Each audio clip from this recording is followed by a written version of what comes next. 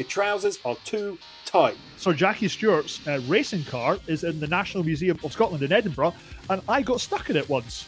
I think he's one of the best of all time. Let's have a chat about the greatest Scottish drivers. Oh, why not? Absolutely. Who do we have on our screen right now? Not a clue. What's his name, Stu? Oh, how dare you? That's Dario Franchitti. How dare you? Dario Franchitti. He is. He, of course, is the four-time Indy Car Series champion, winning in 2007, 2009, 2010, 2011, and he's also the 3 times winner of the Indianapolis 500. Massive, massive deal in America. Maybe not as well known in European soil, but he's also a winner of the 24-hour Daytona as well. So massive, massive influence stateside with very quick driving. A bit of an ill-fated move to the NASCAR series in 2008, which ended really after half a season, but he did return to IndyCar to massive fanfare. He has since retired, but phenomenal driver. There are times I've been in America speaking to driving fans. They will obviously speak about Dario when they know exactly where I'm from as well. And for me, he also gets a couple of bonus points because he used to be married to Ashley Judd, and I think that is something that should be celebrated as well. I did not know that, worth it. But yeah.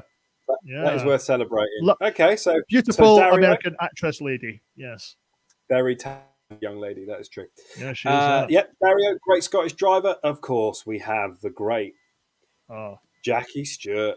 Now, what a driver, what a man. I mean, he writes his own legendary status. He doesn't really need a lot of it. He truly does. Well, that's it. Nicknamed the Flying Scotsman for obvious reasons, because he could go like an absolute train. Competed in F1. I thought he had a plane. Oh, he probably does have a plane. He's rich. He might have a plane. Probably got a plane. Yeah, we'll see. He's got a plane. That makes sense. Competed in F1 from 65 to 73, winning 3 World Drivers' Championships and finishing twice as runner-up over these 9 seasons. What more can you say? Narrowly missed out on his first attempt at winning the Indy 500 as well. Also competed in the Can-Am series in 1771. Was in partnership with his son Paul, where they had the Stewart Grand Prix F1 team as well. But he's also still very influential, very well thought of in the pits nowadays. He is actually F1 royalty, as far as I'm concerned. Do we have time for a very short story? Please do. So Jackie Stewart's racing car is in the National Museum of Scotland in Edinburgh, and I got stuck in it once, which is something I probably shouldn't say. We'll say that somebody close to me used to work in the museum, and they had an open evening with drinks and canapes and drinks and a tour and drinks, and you were allowed to kind of have a look around the exhibitions without the general public being there. And I climbed in Jackie Stewart's car. I am 6'4". I really should not have climbed in Jackie Stewart's racing car. I got stuck, and of a blind, mild panic, I had to worm my way out very, very quickly of it. So yeah, that is one of the best stories that has ever been on this show. That is incredible. Even I'd never heard that, and I've known you a while. That is I thought I might as well share it, and I've not been to the museum in a while, so hopefully they'll have forgotten my face, so I might be able to go back at some point. Incredible. So Jackie, Jackie Stewart, does he get your bill as top Scottish driver ever, or is it this guy, which is my personal favourite? I think Jim Clark, probably one of the best drivers in history, let alone to come out of Ecosse. I think the fact that this chap won championships in F1 in British touring cars in something else, was it F2? Yes, he certainly won. Very versatile driver, as you absolutely said. Competed in sports cars, touring cars, Indy 500 again, which he was a victor in. Very much associated with the Lucas Marquis, phenomenal car. Unfortunately, he was killed in a Formula 2 racing incident in '68 in Germany. West Germany, as it would have been at the time. But at the time of his death, he'd won more Grand Prix races and achieved more Grand Prix pole positions than any other driver. So stats to races, he's really a second to none. So much so that the Times in 2009 placed Jim Clark at the top of the greatest ever F1 drivers lists. That kind of says it all for me. Yeah, it's two hard to world argue. championships. Yeah, it's unreal. It's unreal. Jim Clark is one of my is my top driver of all time, and that's hard. I have a lot of drivers that I enjoy. I think are great. But if anyone says gun to my head, best driver of all time, in my opinion, it's Jim Clark every time, just because of the way that he behaved away from the track. But obviously his exploits on it as well. Had a great story up here from one of the guys at Team Hard. Grandmother was in the Young Farmers Club with Jim Clark, and apparently, So her grandmother. We'll stop that. I think we can stop this story here. Or... No. There was nothing seedy and sordid about it, but apparently fancied the pants off him, and I can see why. What a dashing fellow! He's a handsome chap. Yeah, absolutely. Handsome chap. So there we go. He's what an F1 driver should look like. Yeah, I know, right? Just exactly everything you imagine an F1 driver. So maybe this guy gets your vote as the best Scottish driver of all time, maybe even the best driver of all time. But drivers came out of Scotland. What about this fella? He's thinny, eh? David. Yeah, we can. Coulthard. DC himself. DC. Yeah. So I believe he is David a fan of the show. He does listen in. Yeah. So hey, Dave. I have heard that he does listen. And David Coulthard probably not reached the utter pinnacle of where he probably should have done. I've always felt sorry for David, almost being a bit of a forgotten man of a very, very competitive F1 era dominated by Schumacher and even his own teammate, Mika Hakkinen. We do have to remember competing 15 seasons for Formula One, 13 Grand Prix victories, 62 podium finishes, even finished runner-up in 2001. No mean feat as well. And do you remember who he succeeded when he first came into F1? Was it Senna? You are absolutely correct, sir. Well done. 10 points to Gryffindor there. Well done. Put you on the spot as well. That was fantastic. And I didn't research that either. I just knew it in my head. Jeez, that's why I'm the other Stewart and you're Stewart. Yeah. That's true. I've been put in my place. There we go. I tried to trick you, but there you have it. What an act to follow. Well, exactly. Big shoes to fill there. Obviously, early F1 victories, moves from Williams to the McLaren team that was obviously most famous for. He's also finished third in the driving championships as well. Also drove early for Red Bull as well, pretty much at their infancy, and then went on to be a consultant for them. Very popular pundit on the TV, still to this day, and is also the president of the British Racing Drivers Club as well. Yeah. So still got his influence there.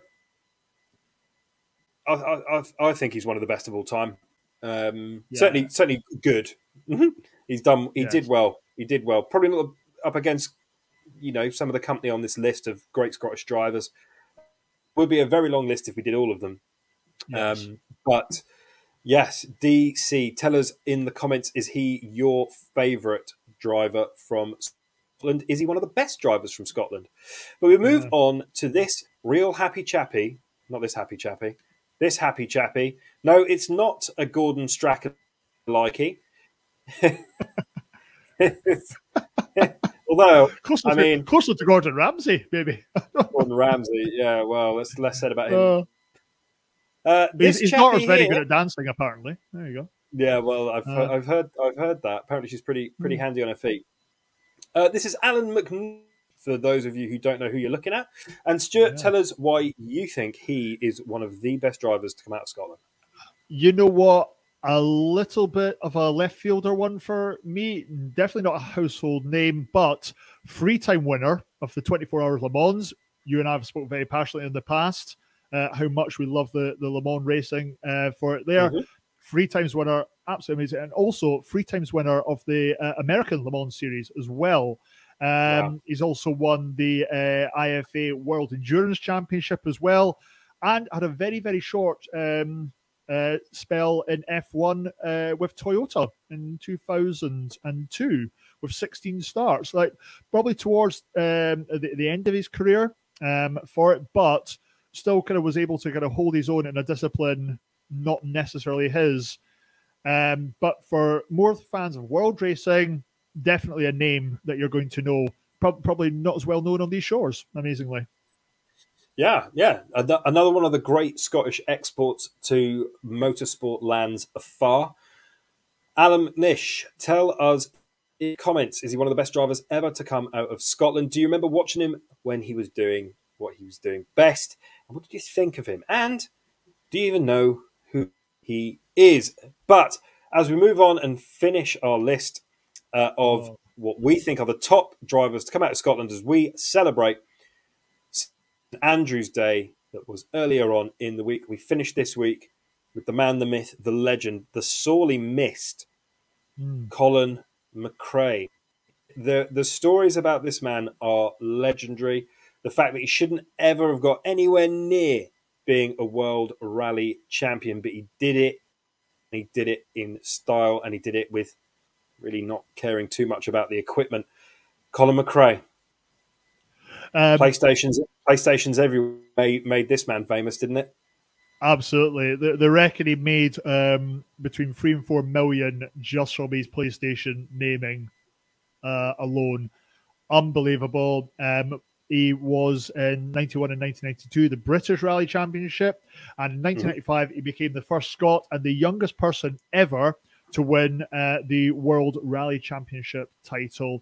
Some of the performances that he got out of that Subaru, unbelievable, really. And despite only being world champion once, he helped the team to win the manufacturers' titles 3 times from 95 to 97. What a record. 4-year spell with the Ford Motor Company as well. McRae winning 9 events, but again, big move to Citroën as well. Helped them win the titles, the manufacturer's title as well. Even took part in the Le Mans in 2004.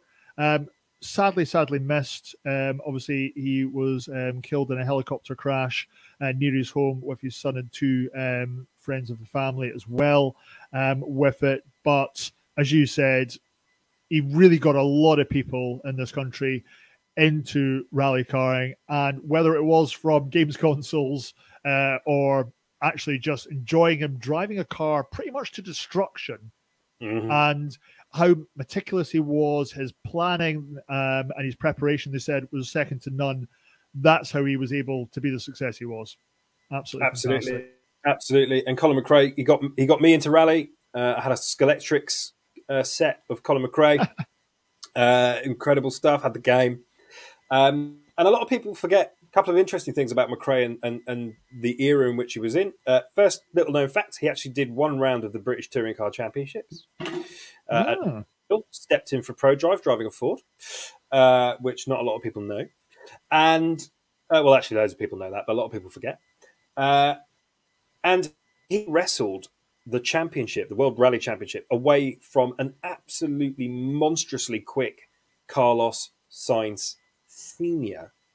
in the all-conquering Toyota Celica, if I'm correct, which at the time was a factory-backed team, nothing but cash, had already won 2 titles on the bounce, I think. This is all coming from a deep place of memory. And then he came in as a little young Scottish upstart who basically managed to tear ass around the borders, and then in he came and took this with. It wasn't a factory Subaru that this guy was driving, everybody. This was a non-factory drive, privateer entry, and he managed to win the World Rally Championship at his first attempt, was it? I think it was, yes. There's drivers and there's drivers, but tell us what you think. Colin McRae, best driver to come out of Scotland, one of the best drivers to come out of Scotland, or the single best driver to ever exist in the world of rally, considering what he managed to achieve. Tell us what you think, because the man was electric. What a list. What a list. And please tell us if we've missed anyone. Yeah. Yes, please do. Paul DeResta, please do ringers. Oh. 01227 777. You can't drive. I'm only joking. He's an incredible driver, but he didn't make the list. I don't know why. Inherently unlikable. Your trousers are too tight, Paul. Your trousers are too tight. Tell us in the comments, are Paul DeResta's trousers too tight? And the answer is yes. Stupidly tight. And we move. I've had a very long week. You have, yeah. The Red Bull's kicking in for you, it's fine. Yeah. It's starting to kick in. What we need is a championship-winning driver just to give us a bit of a breather. Hi, I'm Lewis Kent, and you're watching Is It Fast?